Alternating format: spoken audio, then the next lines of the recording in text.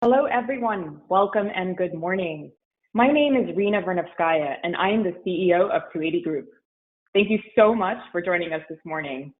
Today, we'll be discussing Cultivating a Strategic Product Team, Part 1, the power of a one-pager.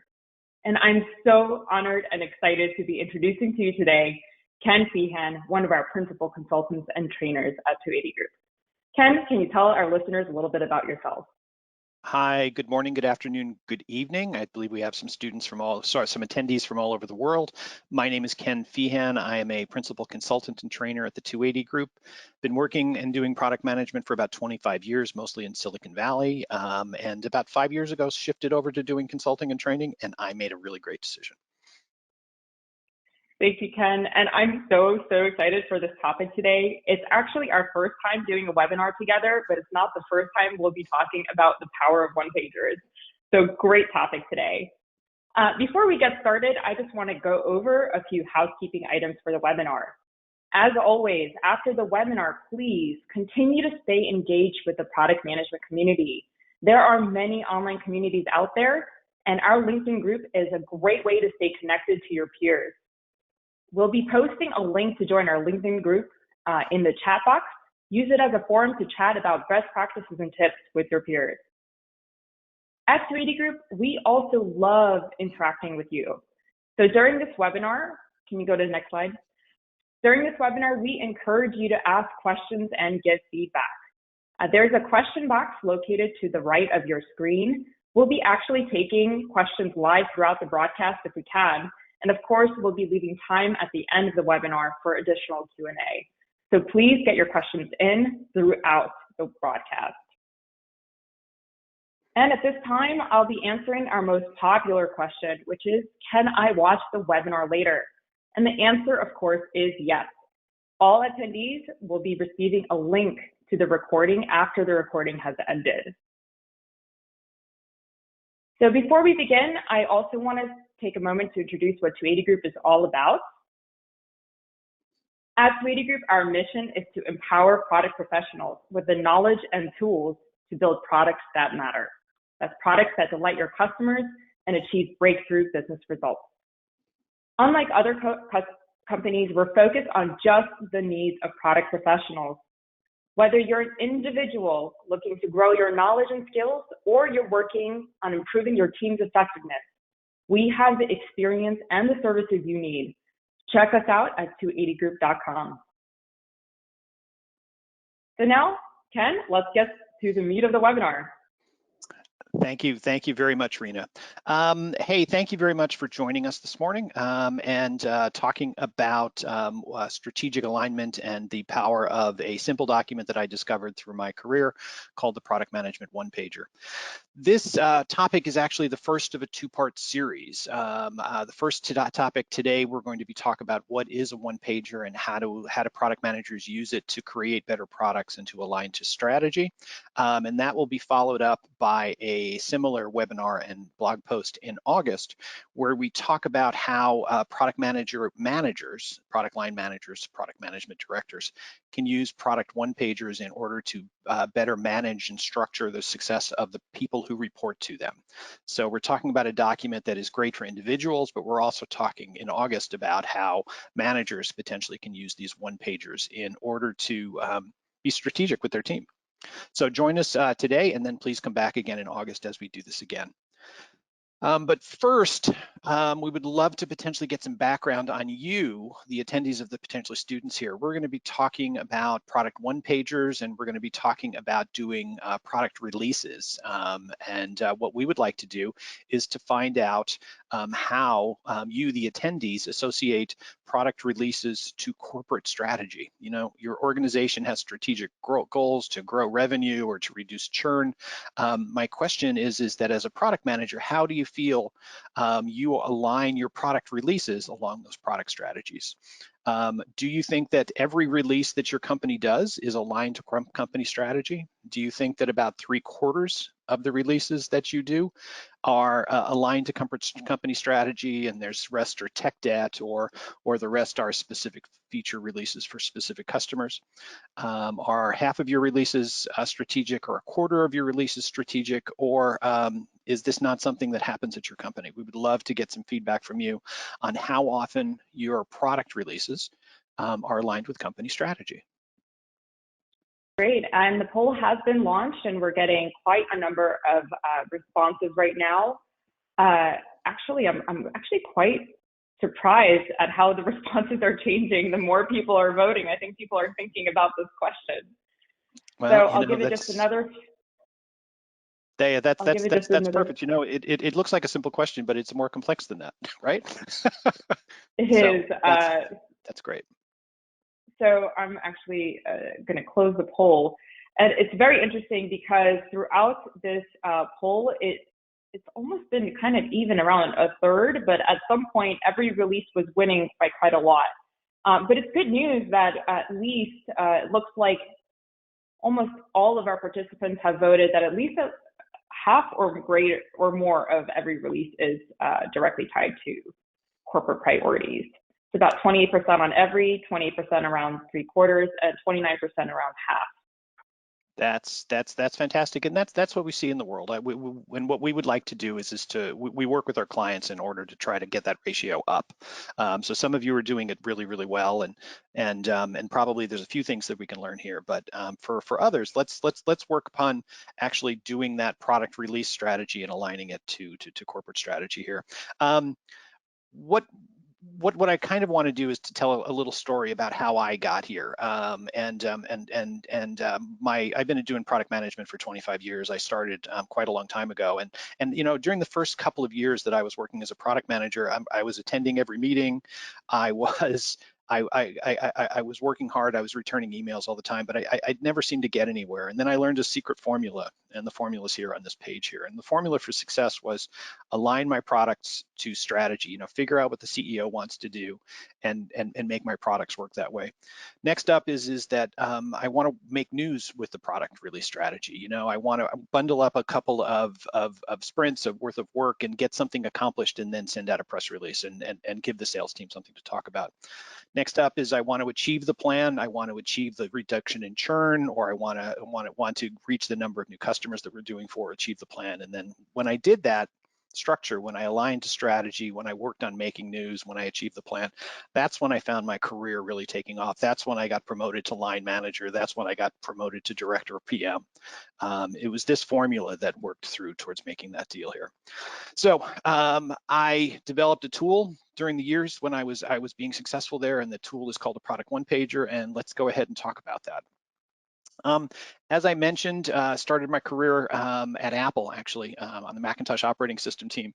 And I worked really hard, and there were product managers who were sitting close by me doing similar jobs, and they seemed to get promoted. And I didn't. I did a good job. I loved my job, but they got promoted, and the question was why did they get promoted? And generally speaking, I figured out that they told stories about what their products could do for consumers. They aligned their products to customer needs, and they talked about it. It wasn't just a new release of an application with 3 features. It talked about these product managers who went places talked about how that was good for customers and how that was good for the business.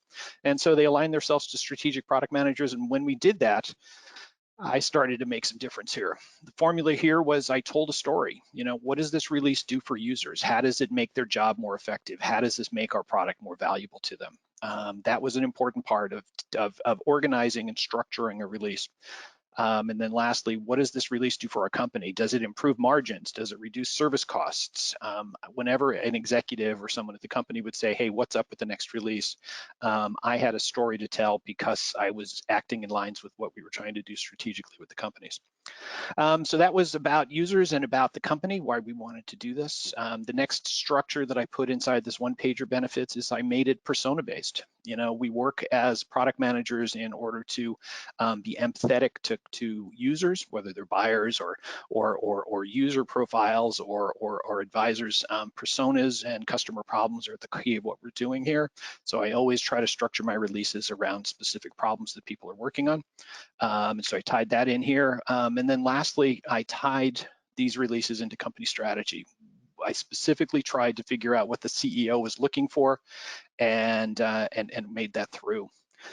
To do that, worked on personas of what's happening at the particular company here, and we're going to walk through an example for the next half an hour or so where we're satisfying the needs of specific types of customers in our situations, and these are personas that we work towards. So we're going to use these two personas as an example. First up is we've got Fred in finance. Fred is a person who uses our cloud-based executive dashboard tool on a regular basis, and as a matter of fact, he's our executive sponsor for this particular problem, and we know what his goals are, we know what his backgrounds are, and we're going to make him a part of our one-pager.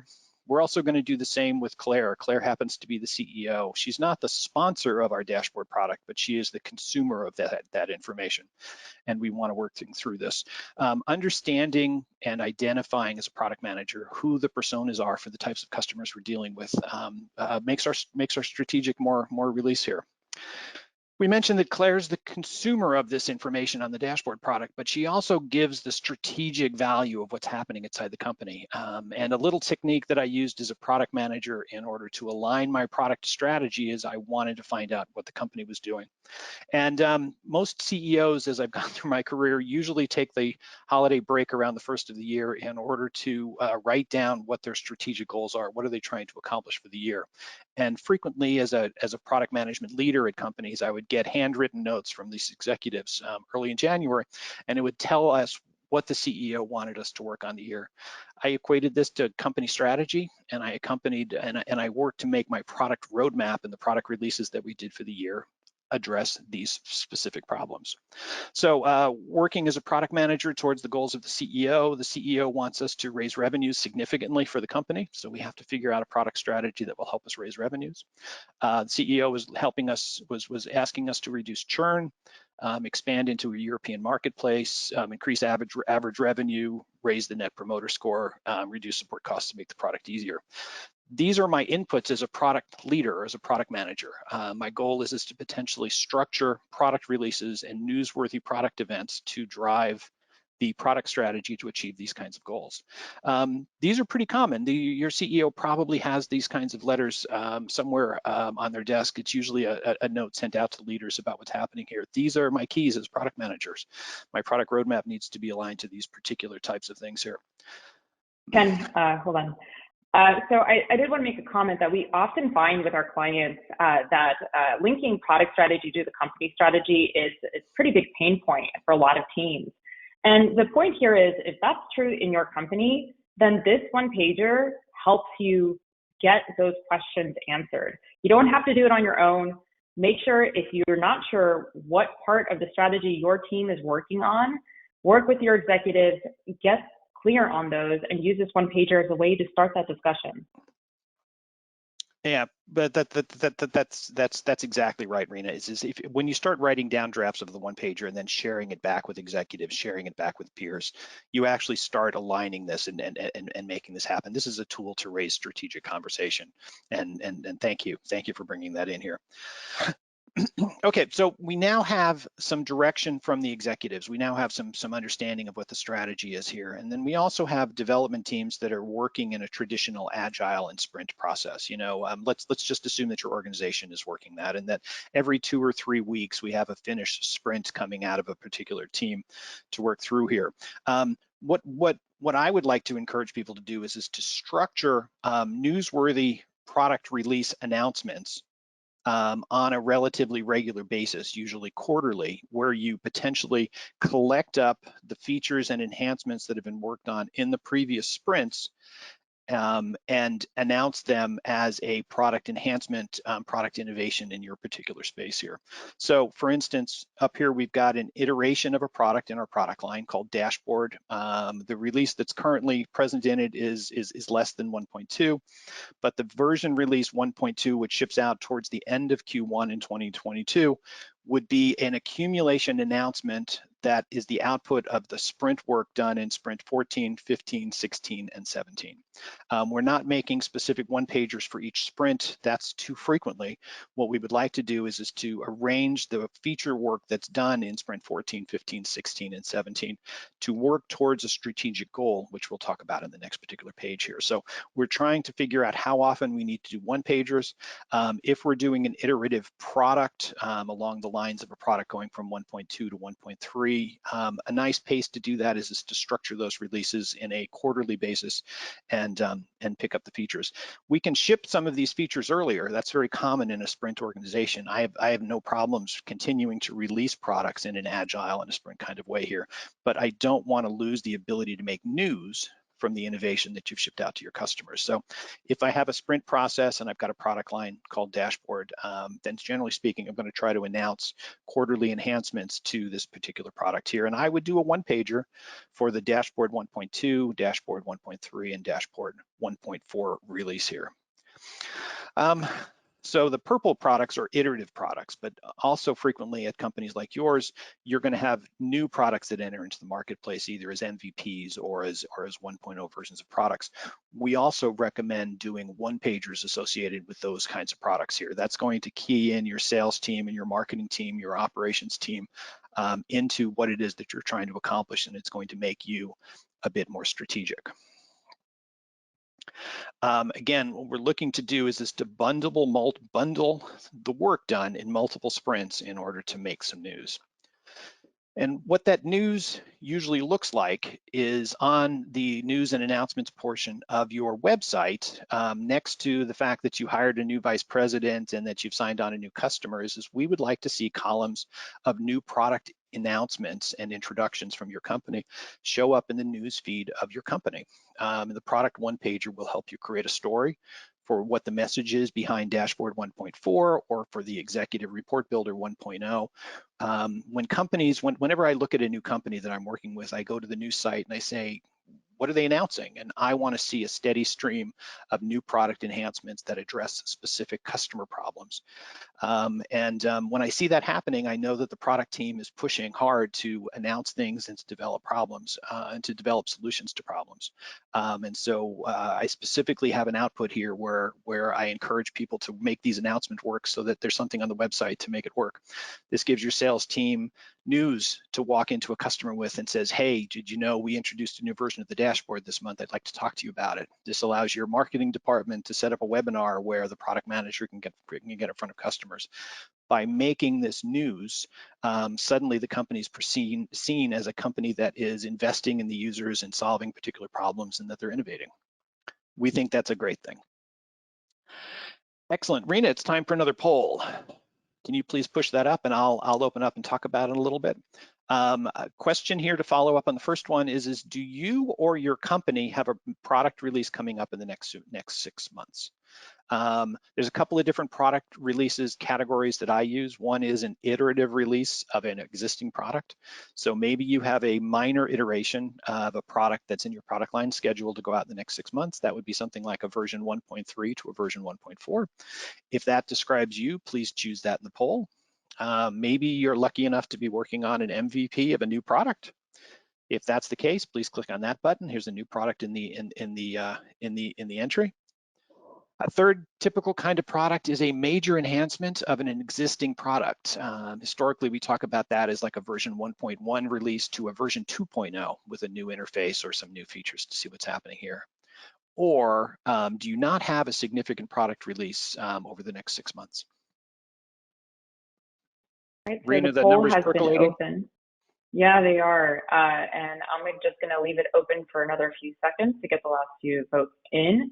But we do have a leader, about 45% or so have an MVP or 1.0 coming up. About 36% have a major new release.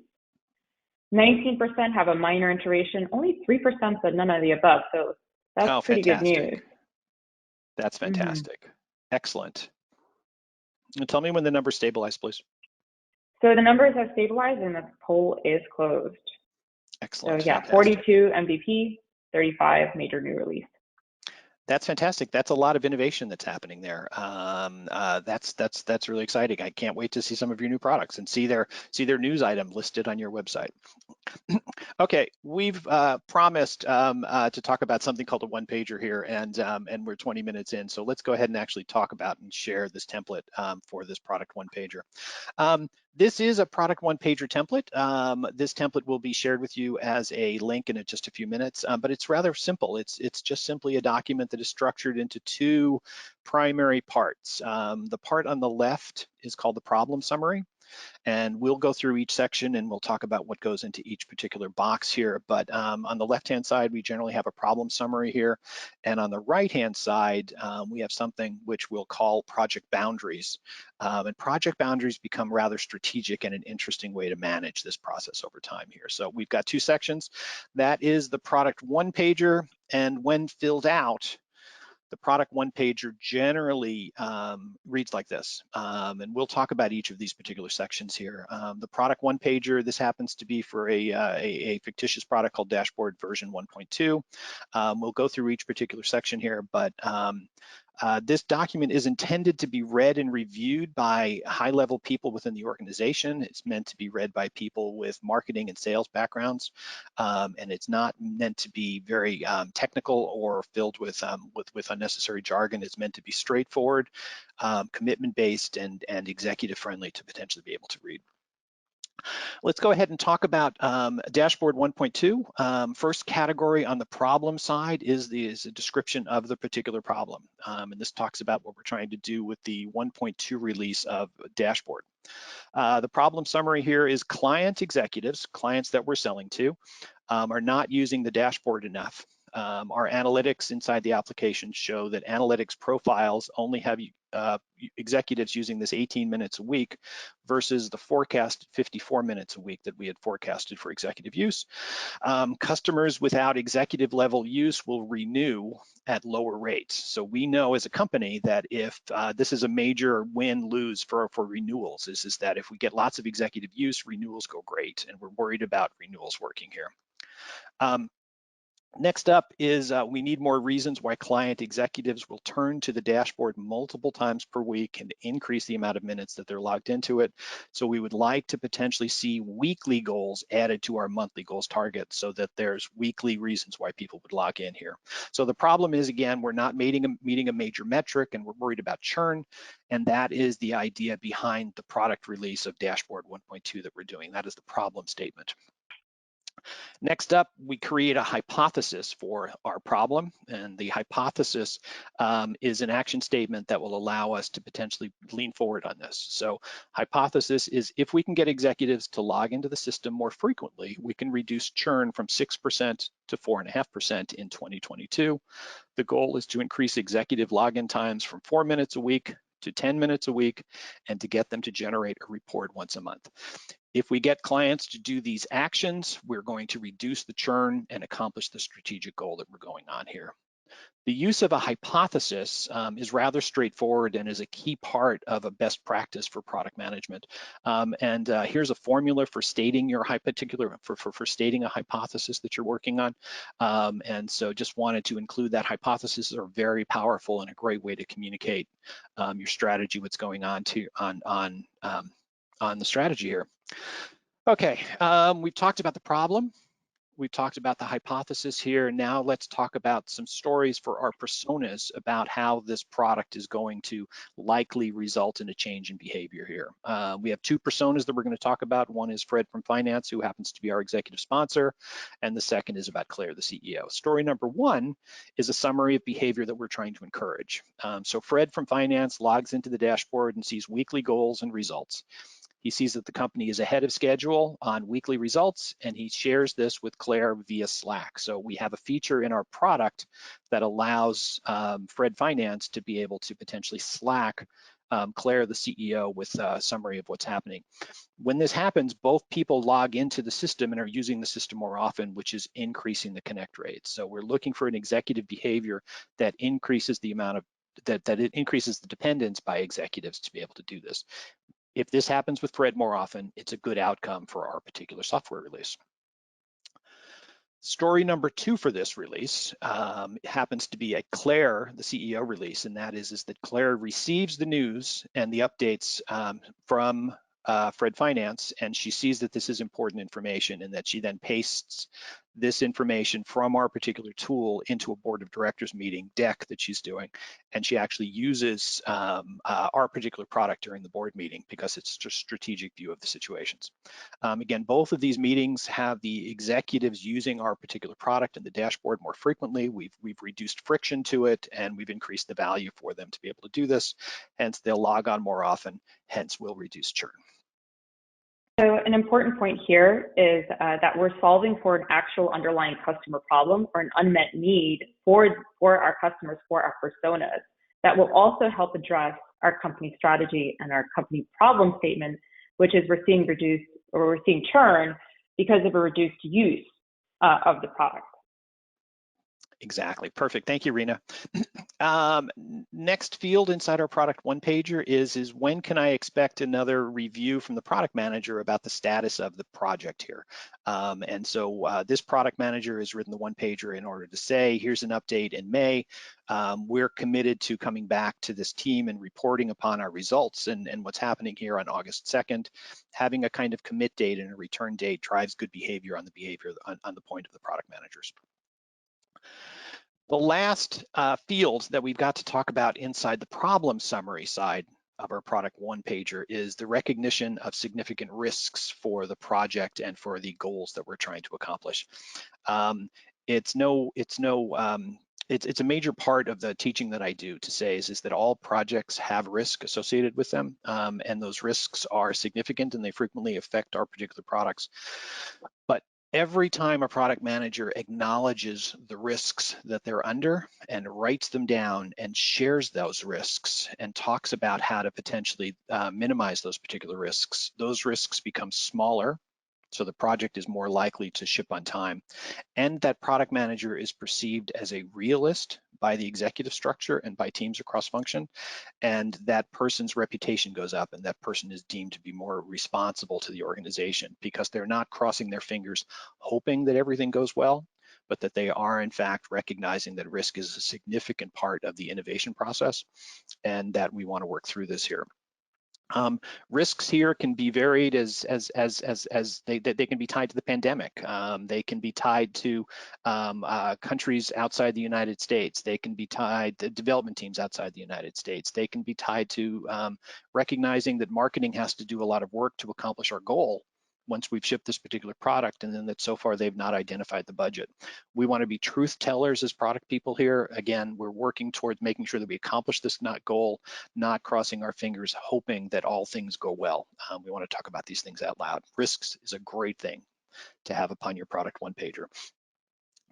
When you identify these biggest risks, you're more likely to accomplish them. Others will offer to help. You know, maybe you'll get the VP of Finance say, yeah, I recognize we don't have that budget yet. I'll work with the VP of Marketing and get those marketing dollars allocated. Stated attention, get risks and resolved. And then my biggest one is that if you write down a risk, you will naturally work on reducing its likelihood of happening. So I'm a big fan of writing down risks here.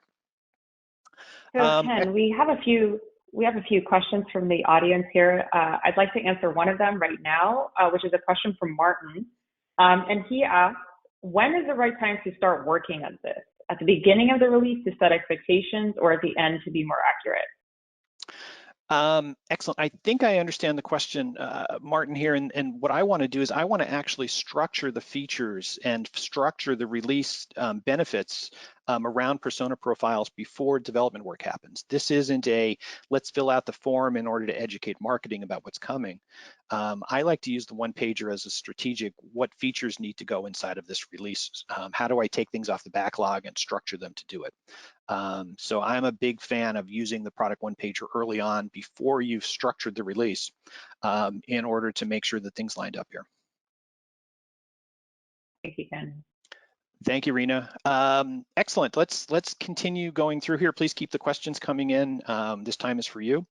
Next up is we want to talk about the second half of the product one-pager, which are called product boundaries. And three of these sections are valuable and incredibly important for a product manager. And one of them is the restatement of the strategic goals for the particular company. So we're going to potentially work through this, and as a product manager, these are our goals. We're here to deliver those three key features. We're here to deliver those three OKRs. We're here to deliver on that particular introduction date here. Those are incredibly important for us. So we're going to talk about strategy. We're going to talk about those company plans here. One of the things that the CEO said is that she was looking for us to reduce churn. As a product manager, we need to take that strategic initiative and translate it into features that we can potentially implement. So let's walk through here. We've given the goal at the very top of reducing churn by the end of the year. A good goal to reduce churn is 2%. That's a pretty big number to reduce churn on it, but let's go ahead and reduce churn by 2%. And let's talk about how, as a product manager, I translate that into features that I want to accomplish in the release here. Reducing churn to me has two legs to it. One of which is to increase use of the particular product by key executives, which we've talked about. And the second is to allow users to potentially forward these dashboards, forward these executive views to other views, and to increase the repetition for people to be able to do that. So if I get users to use this more frequently, and I get them to potentially allow them to share these items with friends, then we are working through this process on a way that's working clearly. So once I've identified what my goals are for increasing usage and allowing users to format it, then I go one level deeper and I talk about actuals versus forecasts being included so that users have a reason to visit the dashboard more often, and add presentation modes so that that can be presented inside the boardroom, forward dashboards via Slack and email. So this is how I turn strategy into potential product features here. This is a great tool for potentially being able to do that. And what we do then is we want to start with what those executive goals are. So I list in the upper left-hand corner of project boundaries what Claire, the CEO's goals are. So her goals specifically were to reduce churn, increase executive usage, et cetera, et cetera. And then right next to it, I respond to those requests from strategy with key features. And so the ability to showcase weekly forecast status is a direct correlation to reducing churn. The ability to forward is the ability to increase usage of particular users. The ability to emphasize call outs and notes increases executive use of this particular product. There might be 10 features going into this particular release, but the top three, the three that matter most towards the success or failure of our particular product release, are these three. I'm going to work extremely hard as a product manager in order to deliver the product with these three key features on it. I may be willing to sacrifice feature 7 or 8, not a problem, but as a product manager, I'm going to do my best in order to deliver these three most valuable features. Next up, best practice for product management for about the past 10 or 15 years is to create OKRs and KPIs for the particular release. Now, this is for an iterative release. This is to move from a 1.2 to a 1.3 product, but since I'm trying to increase usage, I'm trying to get users to use this more often in order to drop churn. I'm going to have specific OKRs and KPIs for the product release of the 1.3 release that's in the marketplace. And so at that point, I'm looking to reduce churn by the end of the year. I'm working to increase login times. These are metrics that 60 days after product introduction of my 1.3 release, I'm going to report back upon how are we doing in affecting the churn date, how are we doing on executive login time. These are specific metrics where I'm trying to change behavior based upon the marketing and the product that we put into the field here. Very important for the product release here, and easy for people to understand. It's not a complicated document. It's full of rich information, but it's not a burden to potentially write this through. And then lastly, I associate an introduction date with this particular process. And if I think back to my roadmap, I'm working on sprints in January and late January and February and March, and I'm collecting all of that goodness. And then I'm shipping out a press release and doing all of the product introduction with the sales and the marketing team on a later date. I'm not necessarily clearly tied to the development and the release structure of the sprints to be able to do this. As a matter of fact, I'm picking dates after those features are expected inside of the marketplace in order to potentially come to marketplace and make some news about this one. That's how I make sure that I don't end up with something called incremental agilism. Very frequently, I see a lot of teams ship out new features on a weekly, on a couple of times a month basis when the sprints are done.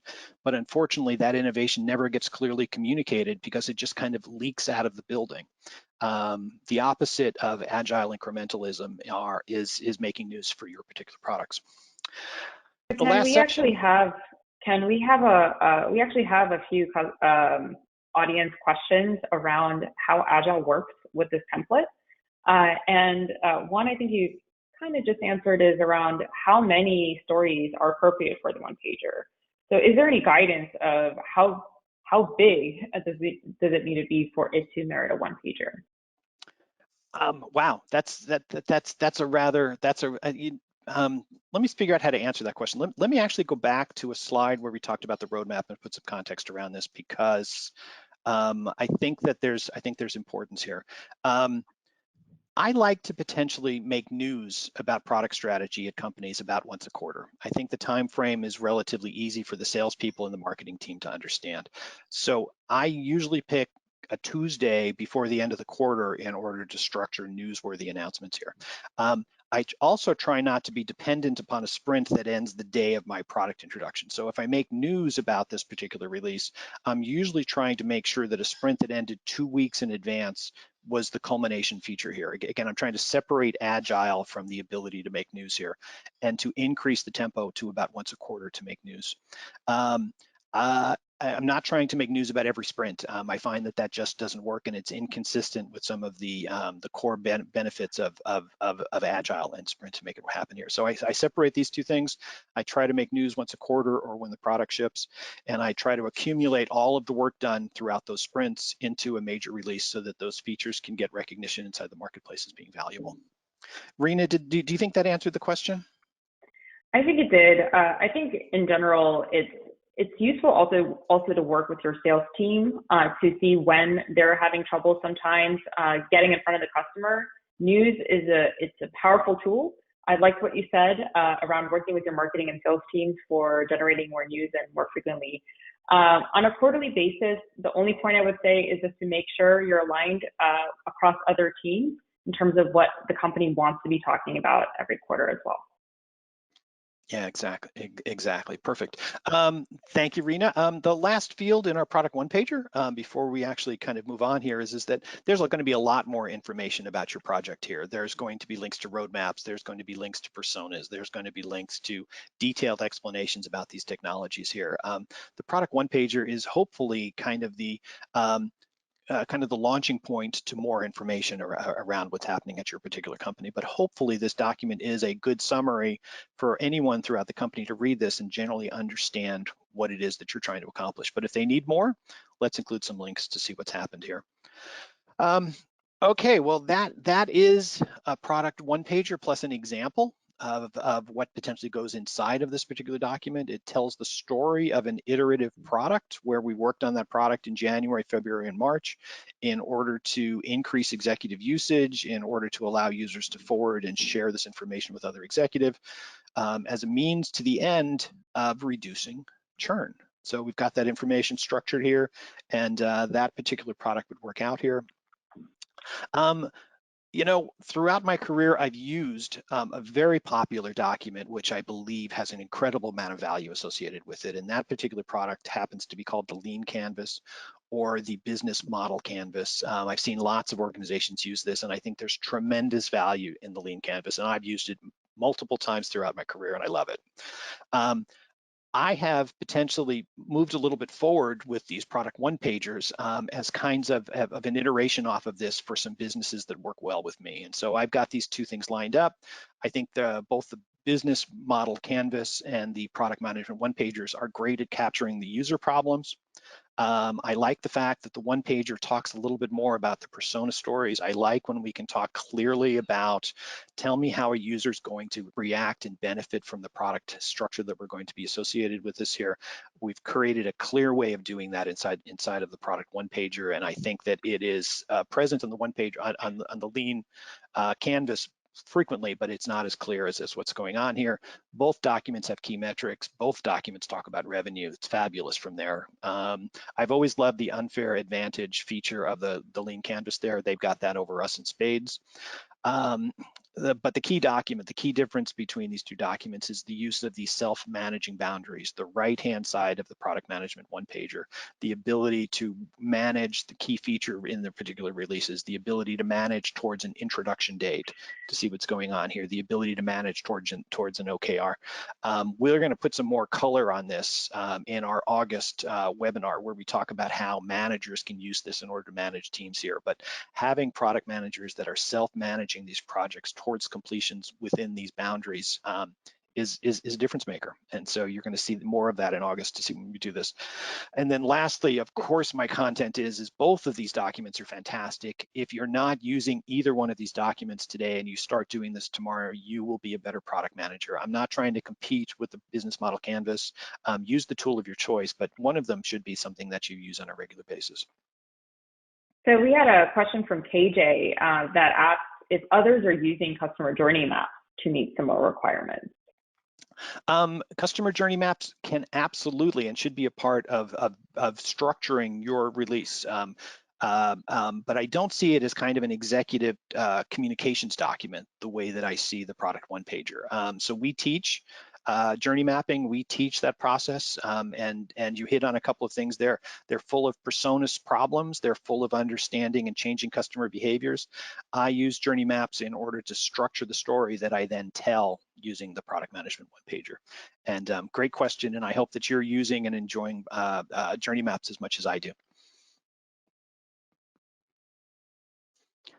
Excellent. Okay, we're about to go into some more frequently asked into some more questions here, but I did want to come back here and talk about the main idea that I want to leave you with, and that is that we want releases and news that are coming out from your particular company that are aligned towards company strategy. The work that product managers do day in and day out should be making the CEO go, hey, they get it. They read what I wrote on January 1st. They're trying to help us accomplish the situations, as opposed to a product management team that is just pulling things off the backlog based upon what fits. So we want to see you aligned to strategy. Next up is we want to see the news feed on the website of your organization show up with lots of new products and new releases and talking about how you solve customer problems. The ability for the product management team and for the development team as a whole to make news on a regular basis is something that I think the way the development is happening right now is underperforming on. I don't see enough organizations talking about releases of software because of agile nature of continuously shipping out improvements of these products. We've find a way to bundle up those announcements and announce them at a later date in order to do this. Third piece of the plan is to achieve your plan. Ship your product on time with those 3 key features associated. Drive towards those OKRs that you're doing here. If you can state a plan, if you can make some news, if you can accomplish the plan, I promise you, you're going to get promoted. That's what they're looking for from the relationships of product managers. So the basis of this is to build roadmaps at your particular company. And I've got a question that I would love to get the answer for. I work with a lot of companies day in and day out that call us for help. You work at companies that are probably operating at a high level of performance. I would love to know who builds the roadmaps at your company. Do individual product managers build roadmaps at your companies? Do the managers of product managers build roadmaps at your particular company? Are roadmaps the responsibility and the outcome of executive meetings where they're given to you as product managers? Or do roadmaps simply not show up as what's going on inside of your company because maybe you're agile and maybe you don't like the idea of roadmaps? So if there are roadmaps at your company, who builds them? Well, Ken, so far I'm happy. Yes, the poll is open. Please get your votes in. I'm happy to report currently Very few say we don't use roadmaps, so that's a really good sign. All right, everyone, I'm just going to leave the poll open for a few more seconds. Please get your responses in. All right, it looks like the responses are fairly stable at this point, so I'll close the poll. And the results are that 61% are built by product managers, 22% are built by managers, 8% by executives, and unfortunately 8% don't use roadmaps. Excellent. Hey guys, thank you very much for the truth on that particular one. That is more hopeful than I was hoping for. Again, I deal with clients on a frequent basis where the executives are written out and handed to product managers, and I don't consider that a best practice. So I'm glad to see that. Thank you, Rina. We have a handout for you. We would be happy to give you the template for this very simple document, which can be used either in PowerPoint or in Google Slide format. It's a very simple document. Just the structure of it is something that we can help you download to it. If you would like a copy of that, please download this email following the webinar. We'll include that in the link that comes out to you, and then you can have that and start structuring your potential releases for it. Remember, this is part of a two-part series here. We will be back here again in August, and we will take what we built on the product management one-pager, and we will structure the August webinar around how managers can use product one-pagers in order to more effectively manage the performance of the product managers who report to them, and how those product line managers can get promoted to the executive level by embracing this technology and use this to manage their teams. So we've got an exciting thing coming up in August, and we're not done getting you promoted yet. We'll work towards that in the August timeframe. Excellent. Rina, I think we're open for Q&A. That's right. I will just launch the poll. If you could give us some feedback on how helpful this webinar was in giving you some great tips on being more strategic with a one-pager. In the meantime, we'll start Q&A, and we have some really great questions from the audience. The first one I'd like to start out with is Rajesh, who asked your thoughts on adding pictures to the one-pager. So are there visual cues or anything else that you would recommend adding to the one-pager? I've been using one pagers for about 4 years here, and I've built a couple of screenshots that I've done. I've also seen a couple of one pagers come through from some of the clients that takes a picture of the persona using the particular product here. So I've seen some pictures sneak into product one pagers, which works. I tend to try to avoid doing it because I want to be succinct with words, and I want to be strategic, and I want to talk less about features or how we're accomplishing a particular goal here, and usually state back more what the outcome is that we're looking for as opposed to the output of the release. So generally speaking, I've seen it done. I worry that if we start putting a lot of pictures in here, it's going to start crowding out some of the text, and the text to me is executive friendly. And has proven to be successful here. And what we're trying to do here is, again, talk about what's the outcome we're looking for. We're trying to get reduced churn. We're trying to get more executive use on this. And it's pretty hard to make pictures of those things. Those things are usually OKRs that are stated as questions. So I think it can be done. I worry that if you start putting a lot of pictures in, you end up making it much more of a feature document or a status document than some kind of strategic commitment that you're making to the organization. Right, I'd only just add, keep it simple.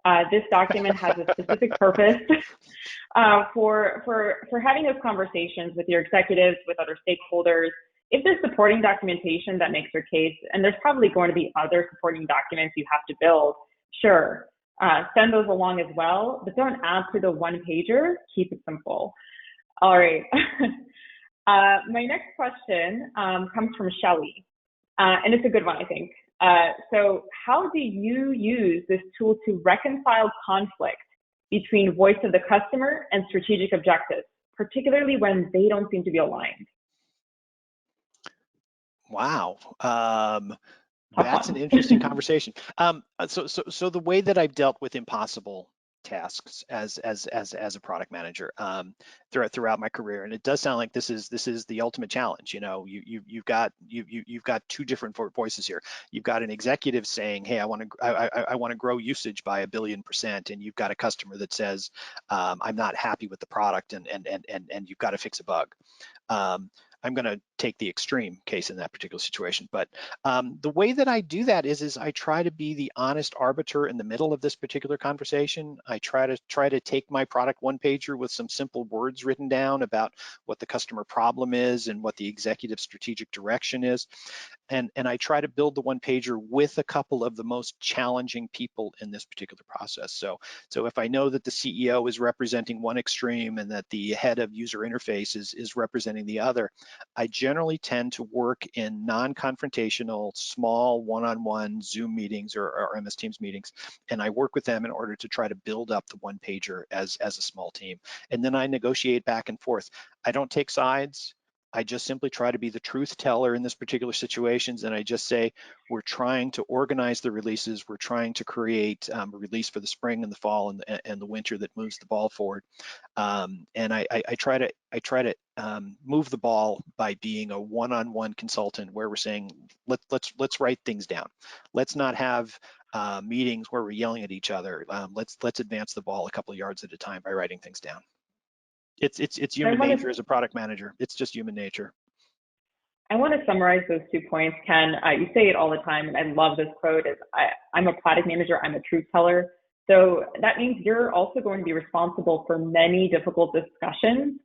This is just one of the many that will show up in your career. And what Ken said is really valuable. It takes years to realize that the meeting before the meeting, right? The meeting that you can have individually with those stakeholders who may have differing opinions, that's your best chance at convincing them with hard data that maybe their pet project or their ideas are not validated by reality. And it's a really difficult conversation. And I think, Ken, I think you're right. That's the best way to go about it. Excellent. Thank you, Rina. Any more?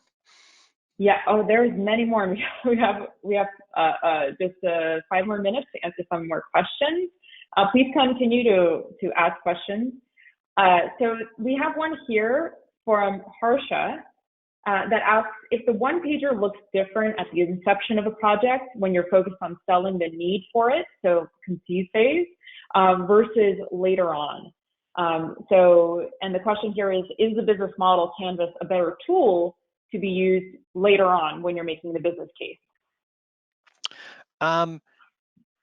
Interesting question. Let's go ahead and call up a copy of the one pager here. You know, it's interesting. I work very hard with clients on trying to get the product boundaries set at the conceive level and not change the product boundaries throughout the particular life cycle.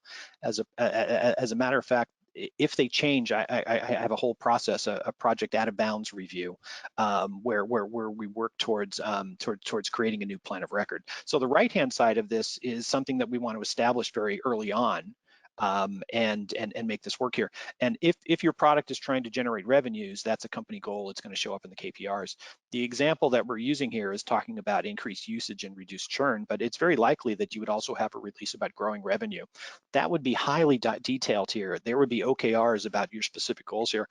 So we think the right-hand side of this is absolutely written in cement. This is what we want to accomplish, and that gets established at conceive and plan, and it goes all the way to product introduction. I also like to think that the things on the left-hand side are established at conceive and plan, and that they don't change either.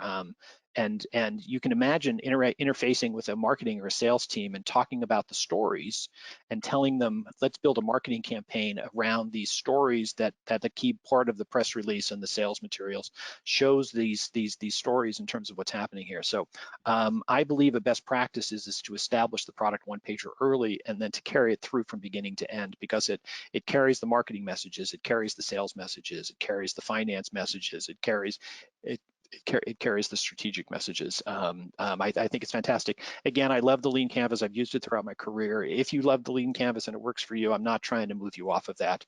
I'm just providing you another reason why you should have one of these documents in your repertoire. And I like this one. And And as we teach in our class, over time and over the life cycle of a product, the amount of documentation will increase. So some of those questions that you'd want to answer later on when you're building a business case, the Lean Canvas may be a really good tool to summarize those items. But that doesn't necessarily mean you have to let go of the one pager. I think that's what I heard Ken say. Perfect. All yeah, right. They can work together. Exactly. So Stephen asks around, it's a bit of a tactical question. So how do you use the one pager to communicate a roadmap? Does it mean that you have to have several one pagers to communicate the roadmap at the same time? Excellent question. If we go back to the roadmap that I had up above, which I'll do in just 1 second here, is that there were 3 iterative releases and 2 new products on the particular roadmap. At that point, I see a product one pager associated with each significant announcement on the roadmap. So I see a product roadmap for dashboard 1.2 and a product road and a PM one pager for 1.3 and a PM one for 1.4. They describe releases. And I think that company roadmaps, your executive is going to look at the roadmap and see, hey, gee, I see you've got dashboard 1.2 and 1.3. What's the difference? Well, the product manager one pager is the next thing that you share with that executive in order to talk about what you're trying to accomplish and what his dollars are buying in order to have development work on that for a quarter. Great answer, Ken. We're going to have just one last question, and this one is coming from Ina. And she asks pretty similar question around any ideas on how to work with the CEO on having company goals defined in the first place. How to move the mindset from the build trap to the right level of company metrics. We love this question, Ken. We do love this question because it's not as uncommon as you would seem. It's very frequently that a product manager is asked to build a roadmap that's not based upon company strategy, because they can't find what the company strategy is. In that particular situations, I would as a person in the product organization want to work with the CEO or work with a person who influences the CEO and say, hey, last year the product roadmap was a reaction to the market. We basically did things based upon pulling things off of the product backlog process, and we did things that we could do for the users. We're trying to change that behavior in FY22. We would like to potentially have our product strategy drive towards strategic goals. I'm planning that now. Can we work with you in order to establish what some of the company goals are for FY22? They're not meant to be complex. They're literally supposed to be reduce churn, extend into the European marketplace. If you can help the CEO understand that you want to be less reactionary and more proactive, and that the product strategy is meant to answer the things that he thinks are important and that you're ready to do that, I think you'll get a half an hour of the CEO's time in order to take this presentation and scratch out what Claire's CEO said and then be able to write down what your CEO said. It's hard. CEOs are not always sophisticated about being strategic about where they want to get to. Sometimes they're having an incredibly hard time dealing with the day in and day out stresses of being a CEO. But if you can go to them and say, hey, I need your help because I want to be less reactive and more proactive, that's a foot in the door with the CEO. And that kind of visibility, that kind of helping the CEO with a blind spot are things that got me promoted over time. I love ending on this question. Thank you so much, Ken.